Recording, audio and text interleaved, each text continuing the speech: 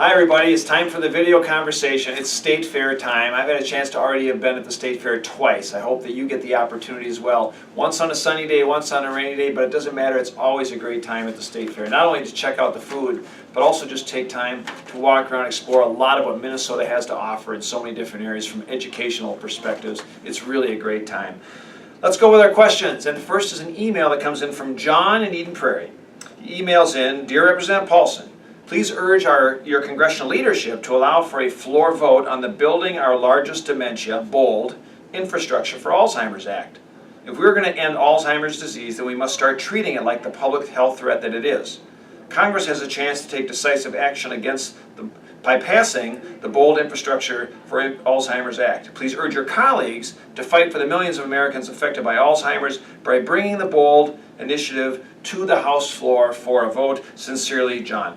John, actually, thanks for writing. What John is talking about is the fact there are 5.5 million people in the United States that have Alzheimer's. And it's also not only a human cost and capital from the perspective of all the families and caregivers that have to deal with that, it's a gigantic economic cost as well. About $259 billion each year are a part of spending on health care because of Alzheimer's. It's amazing. And the bill that John is talking about would help the federal government coordinate effective centers of excellence, focusing a more comprehensive approach on identifying the treatment, the prevention, and then some not cure initiatives, but opportunities to look for remedies in caregiving and delivering therapies for those who have Alzheimer's or dementia. I'm a co-author of this bill. I will encourage my leadership to bring it up for a House floor vote. I think it's important to do. We've got bipartisan support. It's a good, strong initiative.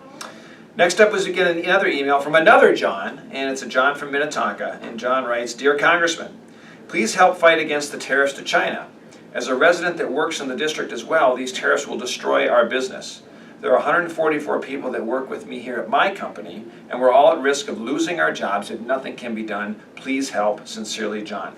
John, thanks for sharing your email. What John is talking about is the perspective of a trade war or tariffs being ramped up by the United States on Chinese products that now could hamper American jobs. I'm not a fan of this approach. I think the President's tariff policy, as he has laid it out, is not an effective strategy to counteract the real cheaters that China has been in a lot of different areas. And if we have the EU and Canada and Mexico supporting our efforts, we can actually work together to making sure we have a united front in bringing some fair trade policy forward. One example of this today is I just was out at Flying Cloud Airport talking with general aviation folks, and a woman came up and said, look, we have to build a new hangar, but the steel and aluminum tariffs that have been put into place are now putting a huge cost on a hangar that we have no choice but to replace. So it's putting a lot of uncertainty here in our own economy when we have 600,000 jobs in Minnesota that depend on trade. I want to thank all of you for taking the time to join. Be sure to get out to the fair. You can find me on Twitter, on Instagram, Facebook, and of course at the website, paulsen.house.gov. Have a great weekend and a great week.